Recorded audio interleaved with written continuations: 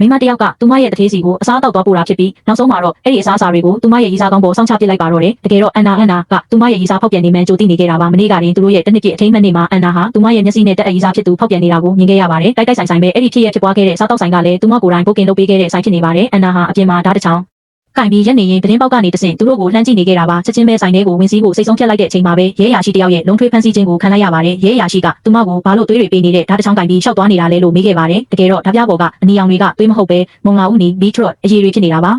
အန်နာရဲ့တထေးကသူငယ်စဉ်ကမှတ်မိနေတဲ့အရာတစ်ခုကိုပြန်လည်ဖန်တီးချင်နေတာကြောင့်သူမဟာဝက်ဦးချောင်းချက်နီးမျိုးစုံကိုလာပေါင်းများစွာစမ်းသပ်ခဲ့ရပါတယ်ဒါပေမဲ့သူမဘလို့ပဲချက်ပြတထေးကတော့အမြဲတမ်းအစားကနေပြန်လုပ်ဖို့ပဲညှင်းပယ်လုပ်ခဲ့ပါတယ်နောက်တစ်နေ့အလုပ်ခွင်မှာအန်နာတယောက်သူမရဲ့ရီးစားနဲ့တိုးတဲ့အခါမှာတော့စိတ်မထိန်နိုင်ပဲအစားအသောက်လင်ပန်းနဲ့လမ်းပေါက်ပစ်လိုက်ပါတော့တယ်ဒါပေမဲ့တကယ်တမ်းကျတော့အဲ့ဒီညင်ကွင်းတစ်ခုလုံးကအန်နာရဲ့စိတ်ကူးရင်မှုတသက်တာဖြစ်နေခဲ့ပါတယ်သူမဘက်က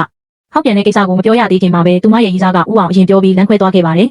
အန်နာဟာအပြင်ပန်းမှာတော့ဘာမှမဖြစ်သလိုတည်နေအောင်နေခဲ့ပေမဲ့အဲ့ဒီညမှာတော့အရက်တောက်ဖို့ဘာတစ်ခုကိုသွားခဲ့ပါတယ်အဲ့ဒီနေရာမှာတင်ဘေးနားကယောက်ျားတစ်ယောက်ရဲ့အတန်ကိုကြားလိုက်ရပါတယ်အဲ့ဒီအတန်ကသူမတခါမှလူချင်းမတွေ့ဘူးသေးတဲ့သူမရဲ့တထေးအတန်နဲ့တထေးရတဲ့တူနေခဲ့တာပါအလုံးမှာအန်နာဟာဟင်းပွဲတွေကိုထပ်ခါတလဲလဲပြန်လုပ်ဖို့အမြဲပြောခံနေရတာဖြစ်ပါတယ်သူမဟာဒေါသတကြီးနဲ့အဲ့ဒီလူနောက်ကိုလိုက်သွားပြီးရန်ဖြစ်ကသူမရဲ့တထေးအကြောင်းကိုပါပောက်ကွဲပြီးရင်ဖွင့်ပါတော့တယ်အလုံးမှာအဖန်ပြန်လို့ရလွန်းလို့သူမရဲ့ရီးစားပါစိတ်ပြက်ပြီးထွက်ပြေးသွားရတာလို့ပြောလိုက်တဲ့အချိန်မှာပဲအန်နာနှလုံးသားတစ်ချက်ခုန်သွားခဲ့ပါတယ်အန်နာသတိပြန်ဝင်လာတဲ့အချိန်မှာတော့သူမဟာအဲ့ဒီယောက်ျားရဲ့ဘေးနားမှာနိုးလာခဲ့တာကိုတွေ့လိုက်ရပါတယ်မင်းညကအဖြစ်ပြက်တွေကသူမရဲ့ခေါင်းထဲကိုတဖြည်းဖြည်းပြန်ဝင်လာတာကြောင့်ကတင်ပေါ်ကနေတိတ်တဆိတ်ထားပြီးထွက်လာခဲ့ပါတော့တယ်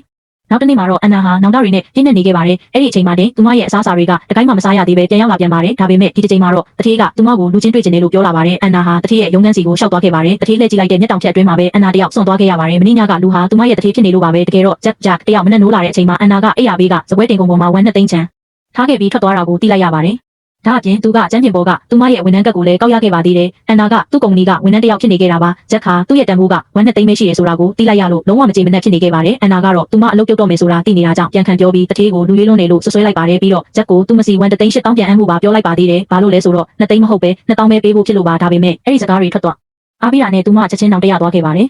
အဲ့ဒီနောက်ဂျက်ခါဝန်ထမ်းလိုက်ခန်းကိုရုတ်တရက်ရောက်လာပြီးဒီနေ့ကစလို့ဝန်ထမ်းတွေနဲ့အတူထမင်းစားမယ်လို့ပြောပါတယ်အန်နာကတော့အဲ့ဒါကိုကြားပြီးဒေါသထွက်သွားခဲ့ပါတယ်သူမကတမင်တက်ဂျက်ရဲ့လင်မန်းထဲမှာဝက်ဦးချောင်းကိုခြံထားခဲ့ပါတယ်သူတို့နှစ်ယောက်နောက်ထပ်စကားများကြပြန်ပါတယ်သူမရဲ့ရီးစားဟောင်းကအဲ့ဒါကိုမြင်သွားပြီးသူတို့နှစ်ယောက်ဘယ်လိုသိတာလဲလို့လာမေးပါတယ်ဂျက်ကသူတို့နှစ်ယောက်တရက်တာအတွေ့အကြုံ one day experience အတူတူလုပ်ခဲ့ဘူးတယ်လို့ပြောလိုက်တာကြောင့်အန်နာတယောက်နေရာမှာတင်ကြောင်သွားခဲ့ရပါတယ်ရီးစားဟောင်းထွက်သွားပြီးနောက်မှာတော့အန်နာကဂျက်ကိုသူမအနေနဲ့အလျှော့ပေးမှာမဟုတ်ဘူးလို့ပြောလိုက်ပါတယ်သူမကိုအလုံးမထုတ်ခင်မှာဂျက်တယောက်ဒီစားစာတွေကိုယုံမုန်းသွားပြီးဘယ်တော့မှထပ်မစားကျင်တော့တဲ့အထိသူမဘက်ကလုတ်ပြလိုက်မယ်လို့ကိန်းချလိုက်ပါတော့တယ်